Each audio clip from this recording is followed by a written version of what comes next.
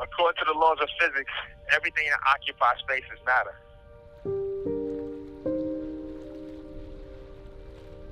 But when you're serving a life sentence, it feels like you defy physics.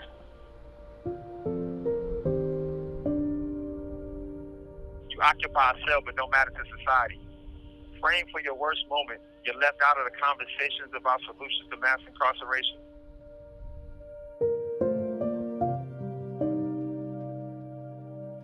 The system continues its removal of individuals without addressing the root causes of crime. Generation after generation face the same systematic issues, landing father and son in the same prison cell.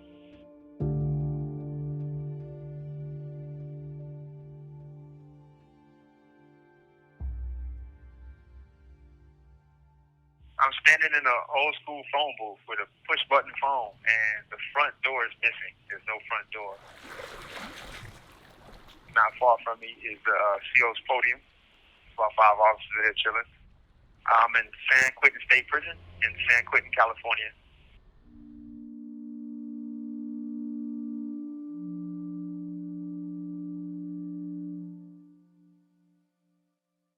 So one day I'm in my cell the whole day, and the other day I get off for 90 minutes. And so a lot of my time is waiting for that 90 minutes. But in the meantime, I get up about 5 a.m. I cut on my TV, turn to the news, and then I try to do some like curls, and just basically work out. At about 6:15, I pray. I'm Muslim. I roll my mattress back, and I start writing. Whatever, I make a checklist of things that are priority, things I want to work on. Some of it is answering letters. Some of it is writing articles and op-eds. Sometimes I'm working on a book. I just finished my last course to get an associate's degree from college, but I also signed up for another class to try to work towards a bachelor's.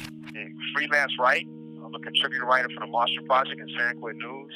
I am an advocate for voting rights for incarcerated people, as well as laws that just make more sense, period, when dealing with the justice system or the criminal system.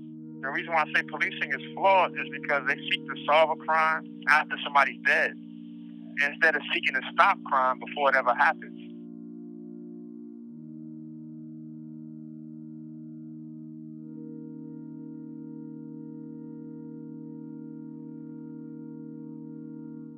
And when I heard him talk about one way to stop mass incarceration and improve our criminal system is to get proximate to the problem. And I realized that me being proximate to the problem gave me a lot of insight. It gave me a lot of direction on the right solutions.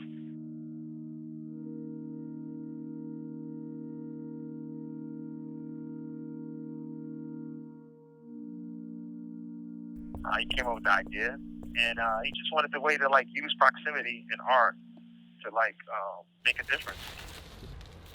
I think that we misunderstand what it means to be in prison and what's possible for people who are in prison. Me and my co-founders Rasan and Juan Meza, we founded Prison Renaissance because we were in prison, and we were in San Quentin State Prison, which is what they call the rehabilitation flagship of California. There's a lot of things wrong with that description. One of the things that we had pinpointed, we had a lot of prison programs, but none of them were run by incarcerated people.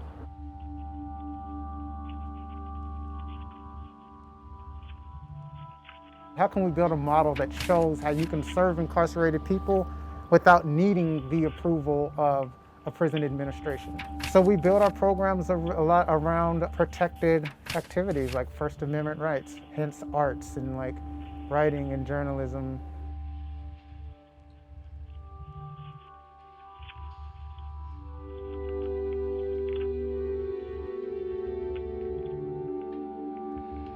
First of all, let me just be honest. I don't know how to curate anything. I just stumbled into this position and just use my untrained eye, just really decide what's beautiful.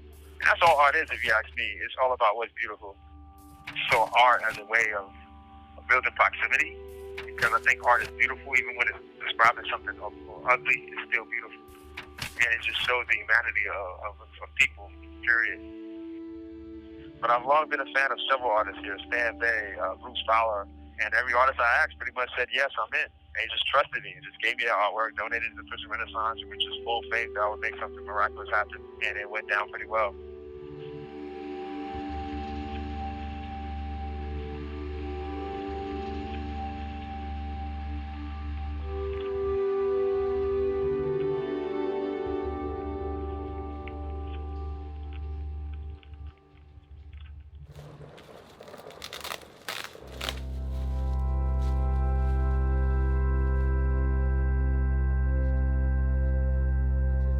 These artists are saying, like, I want to be seen. Like, I want to be seen as an artist, not just like an incarcerated artist. Are you really acknowledging an artist, or are you here for a spectacle? I'm an artist. I'm a real live artist. I'm not a prison painter. I'm a painter who's in prison. We are taking incarcerated people's art, we're making sure they still own it, and we are paying them for it. We sold 4 paintings, and one went for $1,100, and 85% of that went to the artist. We hope that they can earn an income while in prison, so that when they come home, they already have a resume with a CV with a bunch of like listings of stuff they've done while incarcerated. They have community connections with people who work in their field. It's easier, a lot easier to do the right thing when you have more opportunities than obstacles. And even though you should do the right thing no matter what, and you're always accountable for your actions, it's just a lot harder to do the right thing when you have more obstacles in your life than opportunities.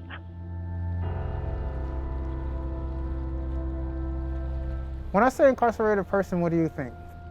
You don't think of father, you don't think of artist, you don't think attorney. The way that we do not actually see incarcerated people, we just see their struggle, we just see like systemic racism, or we just see the worst thing they ever done. That is to get engaged in the mythology of an incarcerated person.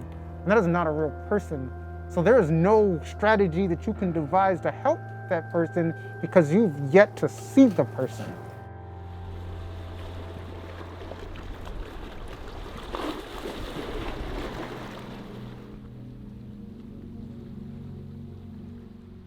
I'm particularly hard on myself because even though you have to be exceptional to make it out of Brownsville, I am exceptional. Like I'm doing it from prison, right? All this great stuff, and I could have been doing it then.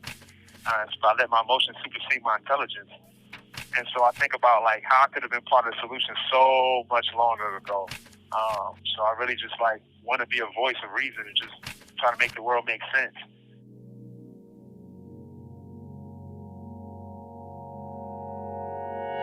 Like I tell Rasan this all the time, like, Rasan is the most honorable man I know. You gotta think about this. I've been in prison since I was 18. Everything I know, everything I learned from someone in prison. My compassion, my intelligence, my politics, my drive to serve my community, someone in prison, someone who you would dismiss as a violent felon, taught me that. These men saved my life. I feel like I'm really needed out there. I know I deserve a lot for my criminal lifestyle, but I'm not that person anymore, and I feel needed. My mom's older now, and it would be great if I was there to take care of her, and I'm not. I'm hurting people by being in here. Before I was hurting people being out there, but now it's the other way around. My youngest son, I feel like he needs my guidance. We need to build a better relationship so I can guide him the right way. I just got so much to offer society. Like, I know my debt can never be paid, but I feel like I can do a better job paying it on the outside. You know what I mean? Like, you shouldn't have to, taxpayers should be paying for my dinner tonight. I should be buying you guys dinner.